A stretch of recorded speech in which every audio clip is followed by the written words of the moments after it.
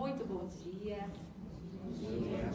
Que alegria estar aqui, mais uma vez nessa casa, falando daquilo que eu estudo há muitos anos, que é a comunicação.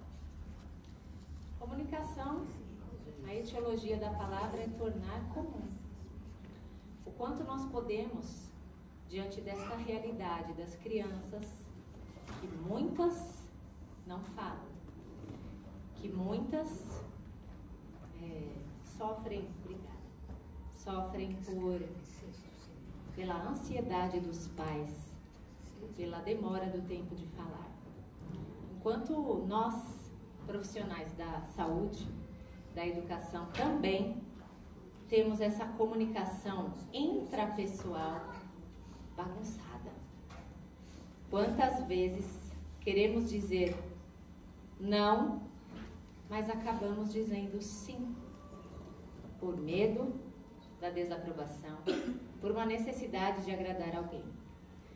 Então, que nós possamos, nesse momento que estarei aqui com vocês, ser tocados pela força da família e por essa comunicação sutil que está dentro do coração de cada um de nós. E é importante dizer que antes da comunicação existe o silêncio. Então, para que todo mundo consiga entrar nessa sintonia do silêncio, eu vou pedir que deixem os papéis, as canetas, coloquem as duas mãos nos joelhos.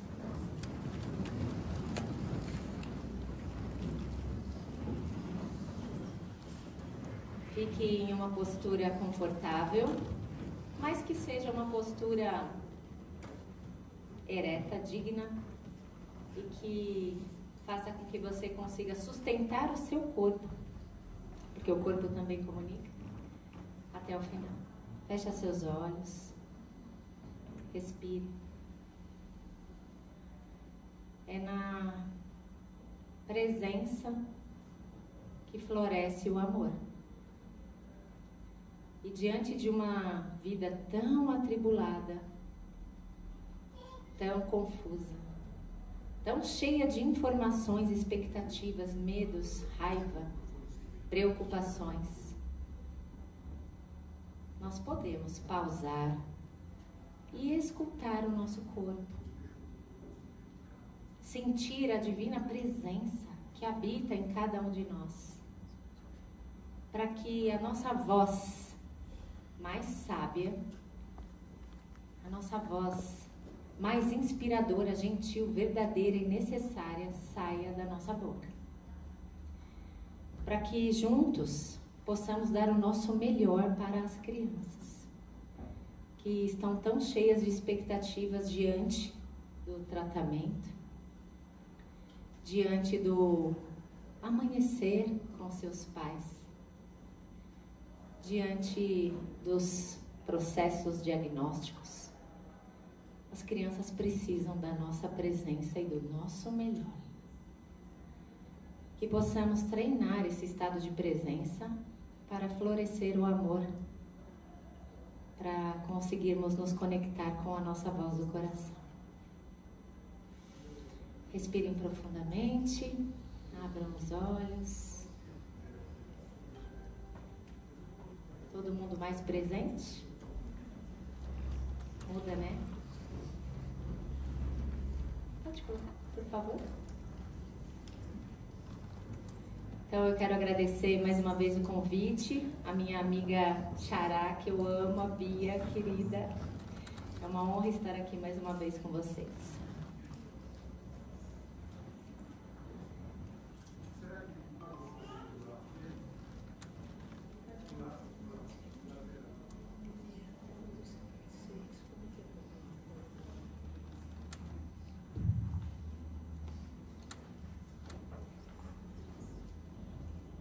Do lado esquerdo, né? É? Ah, tá. Oh, Deus. Agora sim. Então, vamos falar da força do cuidado da família. Força do cuidado da família. Porque eu sei que os familiares ficam desesperados quando recebem o diagnóstico, muitas vezes ainda na barriga, ainda o diagnóstico ainda intraútero, e o quanto nós, mães, né, e os pais como apoio, podem ouvir aquilo que não é dito, se conectar com o silêncio da mãe, com a dor da mãe, e dar esse apoio.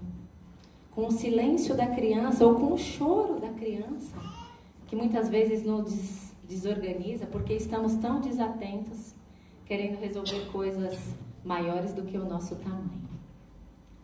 Então, um pouquinho do meu currículo. Eu quero dizer que eu sou filha da Cláudia, do Wilton, papai nordestino, mamãe paranaense, pessoas que me ensinaram muito a trabalhar com amor, com determinação e com constância. O currículo é só um pedaço. A fonoaudiologia sistêmica é um termo que eu desenvolvi. Eu digo que é para todos. Não é apenas para fonoaudiólogos, mas para pais, para todos os terapeutas, professores. É o que está escrito no meu livro. Para que nós possamos reconhecer essa comunicação que habita dentro da gente, a partir desse lugar de silêncio, e depois de gentileza, amabilidade, verdade, sem que a gente ofenda o outro. Eu costumo dizer que existe a fala agressiva, existe a fala passiva, né? A agressividade, vocês sabem, né? A ira no trânsito, a ira quando, né, nós estamos em desacordo com o que ouvimos.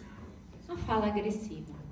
Tem a fala passiva, aquela que eu disse anteriormente, que é a fala quando eu quero dizer sim ou não, e aí eu acabo não ouvindo o meu coração e digo aquilo que sai da minha boca sem que eu me ouça, só para agradar o outro.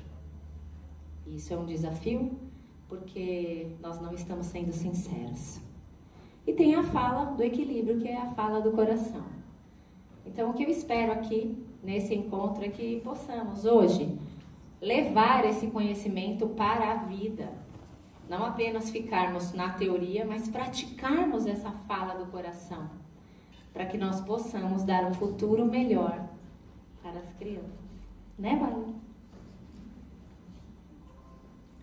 É isso. Não quero que a gente fique só na teoria, né? Porque de teoria vocês estão cheios, é só chegar no canal aí das redes sociais, tem muita coisa. Mas que vocês apliquem isso no dia a dia de vocês, nos atendimentos, né? E em casa principalmente.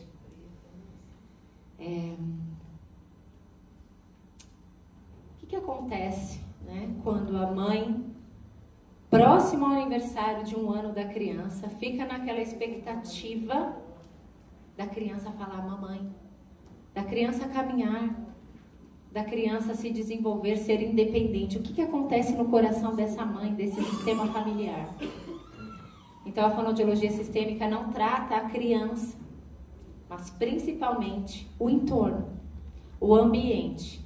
Como que está esta casa que estava cheia de expectativas, mas por uma questão do destino, a criança não se desenvolve.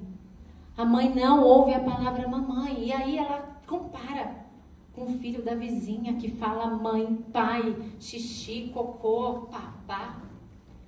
Como que fica o coração dessa mãe? Muitas vezes ela se desespera, vai para a terapia, e ela precisa muitas vezes mais ajuda, apoio do que a própria criança. Então, que nós, educadores, terapeutas, possamos olhar para a dor dessa mãe, para o silêncio dela, para a tristeza, para a raiva dela. Muitas mães ficam com raiva. Eu não queria que a minha criança fosse deficiente. E na fonoaudiologia sistêmica a gente tem que olhar para essa dor da mãe. Porque a criança, ela manifesta aquilo que está se passando no coração dos pais.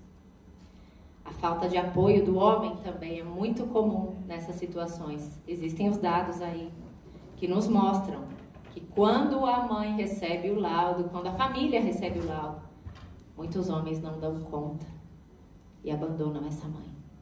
Vamos ouvir a dor dessa mãe, a comunicação. É isso, não é para todos? Não é esse o nosso tema? É isso.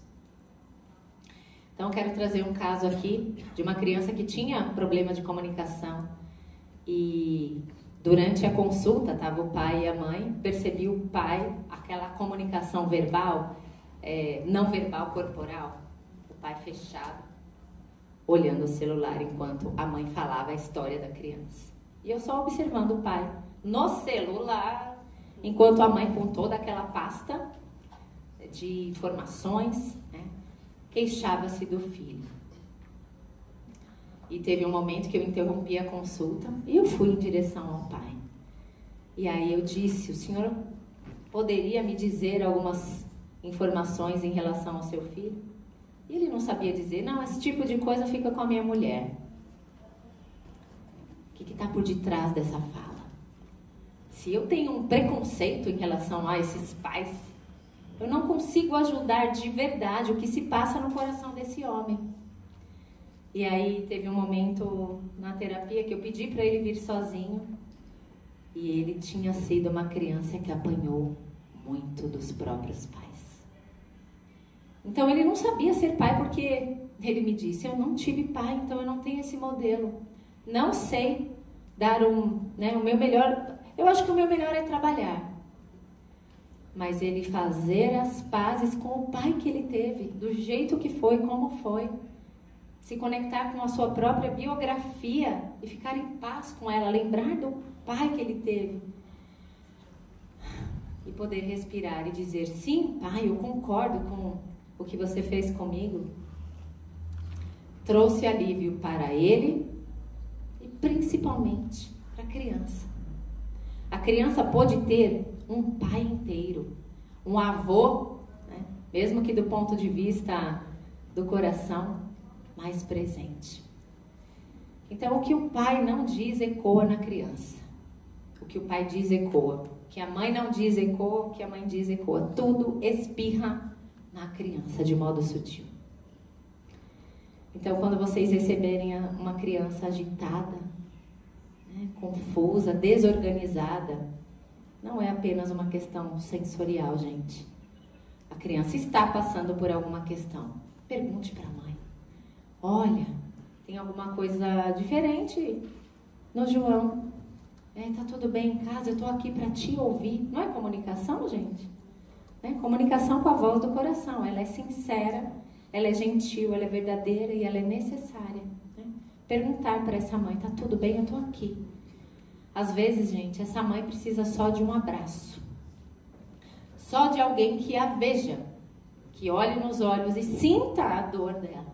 Muitas vezes, só o nosso estado de presença acolhe essa mãe. A família é a primeira escola de comunicação da criança. Como disse, comunicação em todos os níveis, emocional, energética, mental, física, né? O corpo fala, espiritual também. Então, a criança ecoa, a criança replica. Tem criança que fala palavrão? Ai, meu filho está falando muito palavrão. Ué, mas ele está ouvindo da onde? A criança é o espelho da casa. Que possamos dar vez e voz para as famílias. Que possamos olhar sem esse julgamento, porque o pai está no celular, porque a mãe parece que não liga. Vai saber o que se passa no coração dessa mãe, a dor dessa mãe. Que nós possamos ser empáticas com as dores das pessoas que chegam até nós. E existem múltiplos estudos, centenas, eu trouxe apenas 3. Depois eu posso até disponibilizar, Bia, esses slides para as pessoas verem, né? Estudos de Harvard, estudos da área da psicologia, da fonoaudiologia, da psicologia positiva em especial, que comprovam que uma casa com afeto, uma casa onde a criança possa se comunicar do jeito que for, essa criança tem um nível de inteligência mental maior.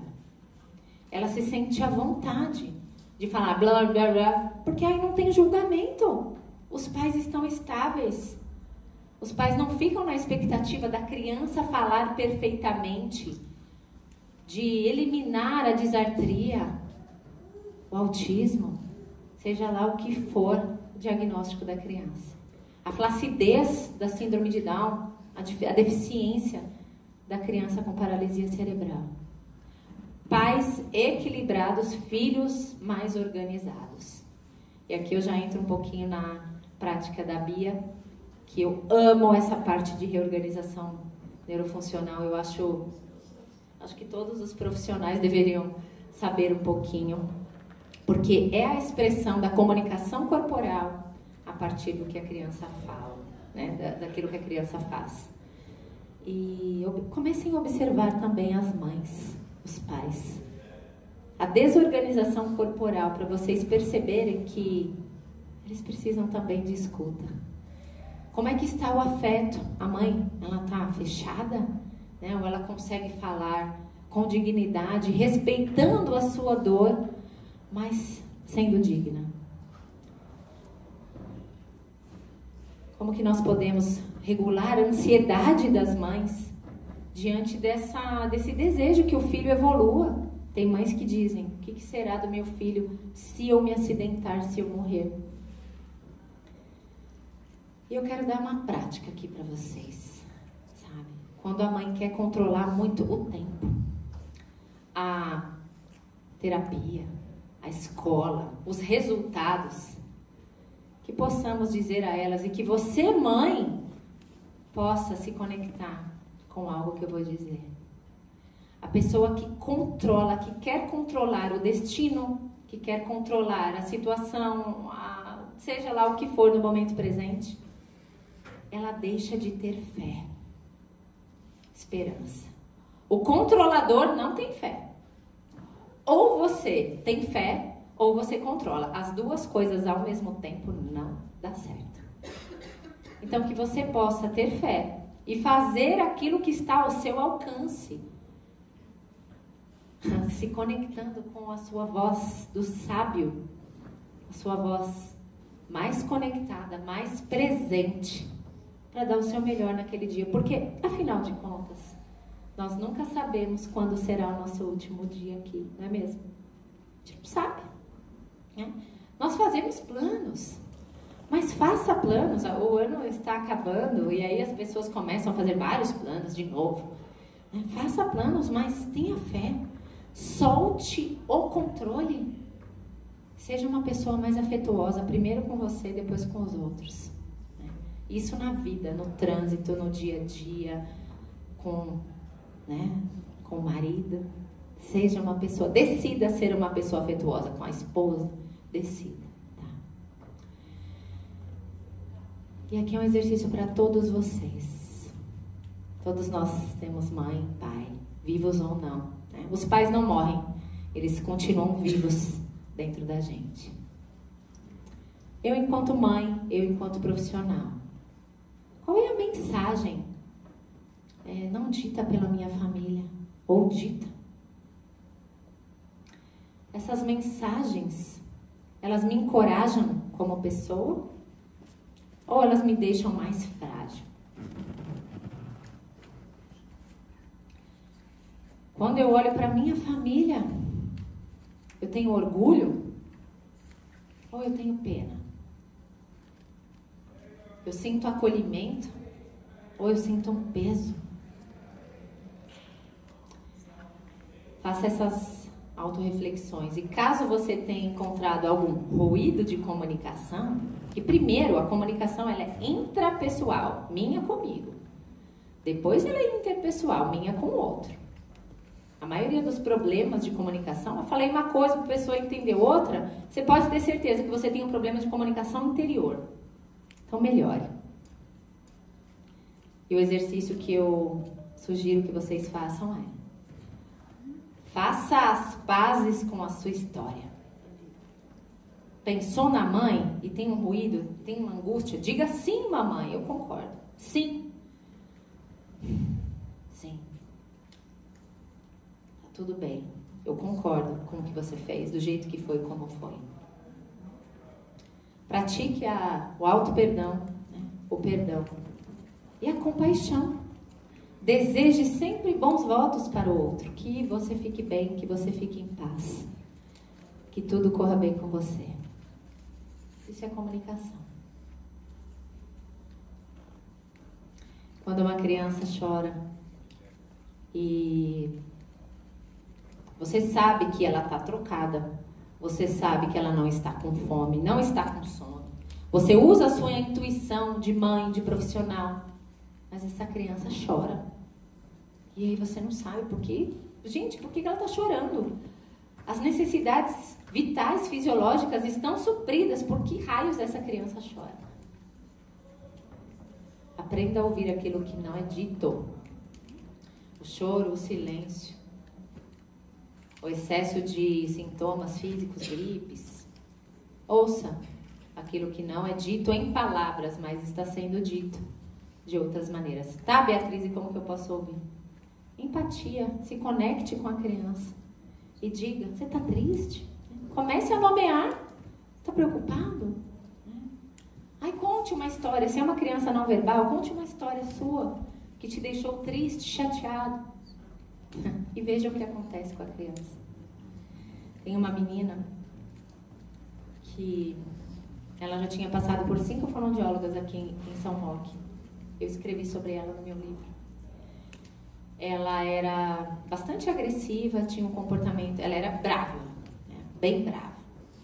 E ela entrou na minha sala, colocou a linguinha de lado, assim, e ela foi em direção aos meus copos. E eu mantive os copos de vidro a vida inteira. E aí eu cheguei perto dela, eu falei, mas você é uma menina tão querida, você tá brava? Ah, eu também fico brava em várias situações. A tia Bia fica, aí eu nem lembro a história que eu contei. Mas me devolve esse copo, você não vai querer se machucar. Você acha que esse copo é feio? Vai querer quebrar só porque ele é feio? Essa menina imediatamente soltou o copo, deu nas minhas mãos. A avó que levou na terapia ficou impressionada. Porque quando a menina se levantou e foi em direção ao copo, qual foi a reação da avó? Não, você vai quebrar, não fazer.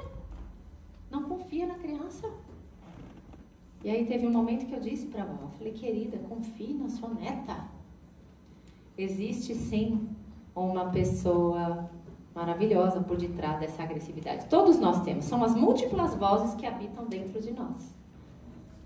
Que possamos lembrar as pessoas disso, para que ela também dê o melhor que ela pode para nós. E para ir para o final da palestra, eu quero deixar algumas ferramentas práticas para as famílias e para os terapeutas. Em primeiro lugar, para as famílias, né? Para os terapeutas, para todos, né? Fonoaudiologia sistêmica é para todos. Pratique a escuta ativa. Olhe nos olhos. Se a criança está de braço cruzado, cruza. Né? Isso na programação neurolinguística se chama rapport. Cruze. Se a criança está com cara emburrada, emburra. Esteja presente, ouça aquilo que não está sendo dito em palavras, mas fisicamente.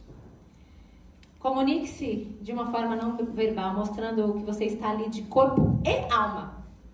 Porque tem muitas pessoas que estão presentes de corpo, mas a cabeça está longe. Treine. O músculo da atenção, tanto se fala em criança com TDAH, né? Elas existem sim, mas o mundo tem TDAH, então. Pelo amor de Deus, está todo mundo desconectado. Esteja presente junto com a criança. Ah, mas não consigo, então treina. O músculo da atenção, ele é treinável assim como qualquer músculo do nosso corpo. Treine, presença.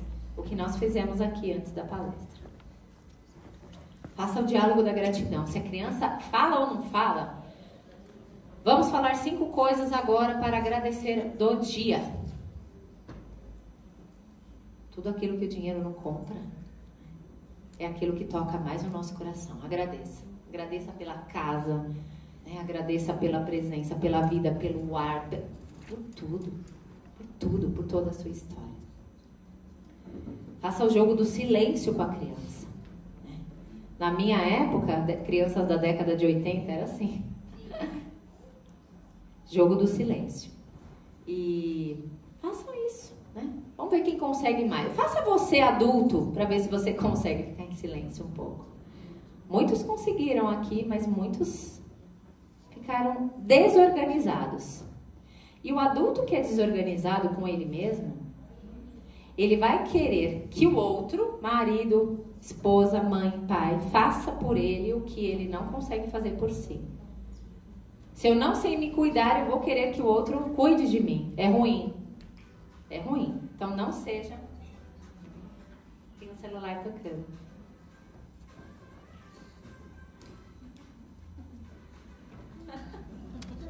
Vamos dançar.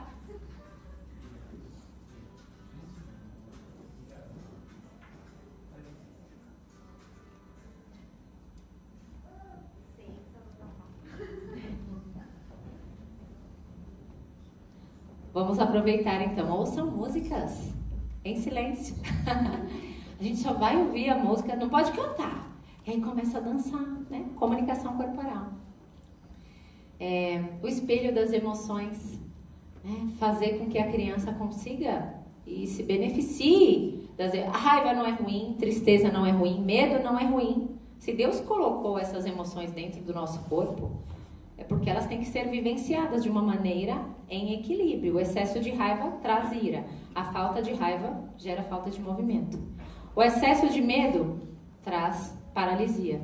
A falta de medo nos desprotege da vida. O excesso de preocupação nos deixa confusos. A falta de preocupação me deixa desconectado com os meus afazeres. O excesso de alegria também é ruim, me traz euforia. A falta dela, eu fico em desarmonia com a vida. Caixa de palavras mágicas. Todos os dias escreva uma coisa, uma palavra, coloque lá. Não tem o cofrinho das moedinhas, né?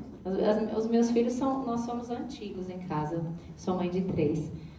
Nós guardamos ainda cofrinhos. Tenha o cofrinho, né, das palavras mágicas. E tire um dia, no final do dia, né? Veja, todo mundo escreve. Ai, meu filho não escreve. Você é o corpo do seu filho, você é a voz do seu filho. Você escreve por ele, você faz tudo por ele. Pronto, acabou. Jardim das emoções, faça a criança sentir. O estímulo ao intelecto está muito pesado hoje em dia. Tem que saber ser. E o sentir? Ensine a criança a sentir. De novo, porque elas sentem por natureza. Mas o excesso de telas estão deixando as crianças deixar de sentir. A criança precisa sentir. Para os terapeutas, o que eu já disse, rapport com movimentos. A criança está fazendo alguma estereotipia? Faça. A criança precisa... Espelhe o que a criança está fazendo. Ela vai perceber que ela não está sozinha. Histórias. Comece uma história, né, com uma palavra. Bala. A criança continua, né, com aquilo que ela quiser. Aumente de 2 palavras, 3, 4. Vai trabalhando também a memória auditiva e a comunicação. Nossa, tem muita coisa para vocês fazerem. Conversa com os olhos em silêncio, né? A criança piscou, você pisca, né? Expresse a sua raiva com os olhos. Expresse o seu medo, a sua angústia, a sua preocupação, o amor pela sua mãe, pela escola, pelo seu amigo. Só com os olhos. É muito lindo isso. E por fim, quando você chegar em casa, né, escolha um momento de silêncio e olhe para a sua família. Em silêncio. O que você percebe no tom de voz, nos gestos corporais, nos olhares? O que você sente? Fala agressiva, fala passiva, voz do coração. Trabalhem mais o campo do sentir. Isso deixará vocês muito mais saudáveis do ponto de vista mental, emocional, energético. Vocês ficarão menos cansados, tenho certeza. E a minha mensagem final é: a força do cuidado é da família. Que nós, enquanto profissionais de ajuda, possamos olhar para a família, não apenas para a criança. Que nós, enquanto mães, possamos perceber essa força que habita dentro do nosso coração e possamos fazer a nossa parte, fazer a diferença. Nos acolhendo, escutando a nossa voz do coração, permitindo com que sintamos tristeza, raiva, medo, rancor, sem fugir disso. Que possamos nos dedicar mais ao silêncio e à escuta amorosa da voz do coração. Muito obrigada pelo tempo de vocês. Quem quiser me acompanhar diariamente, o meu Instagram é o meu nome e tem um ponto no meio, é beatriz.gutzel. Muito obrigada.